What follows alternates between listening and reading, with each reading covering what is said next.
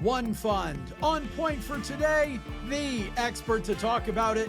Welcome to the ETF of the week. Yes, this is the ETF of the week, where we examine trending, new, newsworthy, unique, and intriguing exchange-traded funds with Todd Rosenbluth, the head of research at VettaFi. And at VettaFi.com, you'll find all the tools you need to make yourself a savvier, smarter investor in exchange-traded funds. Todd Rosenbluth, it's great to chat with you again. It's great to be back, Chuck. Your ETF of the week is the JLens 500 Jewish Advocacy U.S. ETF, TOV, T-O-V. TOV, as in Mazel Tov, which would normally mean good luck. The TOV is good. It's the JLens 500 Jewish Advocacy U.S. ETF. And this is a really interesting pick, especially at this time when so much has been going on in the Middle East. We'll disclose fully, you and I are members of the tribe, which has us certainly interested in Jewish advocacy, but it doesn't necessarily make us big fans of this fund, or at least for me, that's the way I feel. But how do you feel? Why this fund now? Is it because of the headlines or is it because of the fund? So it's a combination of things. So this is a fund, TOV, that launched earlier this year. It caught my eye when it did. It caught my eye again when it gathered over $100 million in assets. And then we've been doing some partnership and education about this fund because of the environment that we're in. And it's just really an interesting strategy to me. We talk a lot about ETFs where the goal is to outperform the broader market. That's actually not the goal of TOV. The goal is for it to be representative of the broader U.S. equity marketplace. It has an index-based track record that goes back a period of time that shows it's performing roughly in line with your broader U.S. equity strategies. I'm sure we'll talk about what is or is not inside the portfolio, but it's intended to be quite similar. But the advocacy is what matters. And so, as you mentioned, I'm Jewish, you're Jewish as well. I know many people who want to be supportive of Jewish Americans, that want to be supportive of Israel. And this is an ETF that allows them to have a voice and a seat at the table. And I think it's worth taking a closer look at this ETF. I think so as well. But it's also important that people understand, what's happening when we get any sort of specialized fund. It doesn't have to be this fund. It could be ESG funds. It could be funds that are tied to other religions, because there are funds tied to pretty much every religion out there. You really want to know about execution. And this one is U.S. stocks, and it's the advocacy side, because this is not necessarily let's buy companies that we think are pro-Israel. This is let's invest in companies where, because we own their shares, we get to vote their proxies, and their proxies may at some point be facing things that would be pro-Israel or anti-Israel, correct?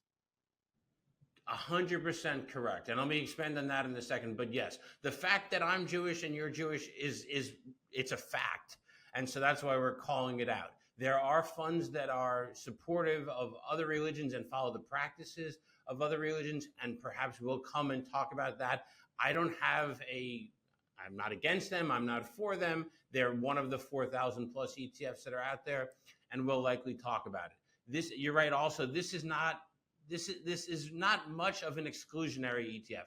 It holds almost all of the 500 largest companies that are in the United States. It excludes a handful of companies for reasons that are against Judaism. And so Philip Morris International is a stock that comes to mind that's not included, but it's the advocacy. So it's a chance for, if you own this, on your behalf for the company JLens that's behind this, to advocate in support of or push back against anti-Semitic practices that a company might have, or a vote or a bill or a proxy that's up there that is anti-Israel, at least according to JLens, and so that they can have a voice and a seat at the table. So you need to own the stock. So you need to own Apple and Microsoft and NVIDIA in order to have a seat at the table as to what's happening at those companies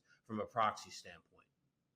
We should also point out, I mean, when you say it's got most of the S&P 500, if you go in and you dig into the top 25 holdings, the top 10 holdings are the 9 biggest companies in the Russell 1000 that is being reconstituted this week. They are the 9 biggest companies in the S&P 500. Then you have like one that's out of order or what have you, but very, very similar. That said, it's not to say that somebody who's running, that iShares, when they run a Russell 1000 or Spider, when you're talking about the Spider S&P 500 trust, that those shares are voted anti-Israel or anti-Judaism. It is simply saying you want to make sure that your shares are voted with them. That's that side. And as a result, by the way, that's why where a lot of funds that do some measure of religious screening or interest group screening have high expense ratios, the expense ratio on this is not out of line. No, the expense ratio is 18 basis points, which again, if you're affiliated with Judaism or people who are Jewish, 18 is a special number of high. So it's not. I don't think it's an accident that it's 18 basis points, but that's not a lot. It's actually a cheaper fee than what we find for other ESG-oriented ETFs, if I'm lumping this together, or advocacy-oriented ETFs. And this appeals to a subset of the audience, either investors that want to invest in a more Jewish manner and supportive of Judaism, or advisors that have clients. But there's also people who are pro-Israel, even if you're not Jewish. And this is an ETF worth taking a closer look at. One of the questions I ask you about virtually every ETF we discuss is how it mixes with your portfolio. Is it additive, et cetera? For anybody who's out there who's got the S&P 500 or the Russell 1000 or some variation, or maybe just plain vanilla large cap growth fund, this fund doesn't add anything but the advocacy, correct? Correct. So, I mean, if the reason to own this fund is a replacement to your large cap core equity exposure, where you get that advocacy, your voice, your Jewish voice, or your supportive of Judaism voice is being heard. If you own this in complement with Vanguard 500 ETF VU, which is the largest ETF, you're paying a higher fee to own almost identical portfolio. That's not a great effort. So this is for people who always thought, I wonder if there's a way to express my beliefs, my thoughts, and have my voice heard, and own it in a diversified manner that's appropriate for me and for the long-term goals. That's the use case for this. And I guess let me just be clear on something, even though I think the U.S. that's in the name makes clear. This is not owning Israeli stocks. There are ETFs to give you exposure to that from some of the other asset managers. This is U.S. companies that you'd expect to own within a broadly diversified portfolio, just put through a lens, pun unintended, that is favorable towards Judaism. I'm going to ask a question that I don't think has ever been asked in the history of ETF of the Week, which we've been doing for a long time. And that is, when you consider the advocacy side, if you are strong, you want to be an advocate. Before this fund was out there, what you would have been doing is writing your fund company and saying, I want to know how you vote your proxies, which you have a right to know, by the way. That is disclosed. You just have to figure out how to go find it and make a statement. If you had to put on your advocacy hat, is that still the thing that makes the bigger statement? Because, not that you're necessarily going to convince Vanguard to go, oh, we should vote this way, but just letting them know that shareholders are watching and doing that, doesn't that maybe make them think about it in a way that this fund, even though it's been able to gather together $100 million pretty quick, $100 million is nothing when you're talking about the Mag 7 and the other giant corporations. So if somebody's an advocate, you can make a statement by owning this, but couldn't you make a statement by writing your fund company and saying, hey, know we're watching you?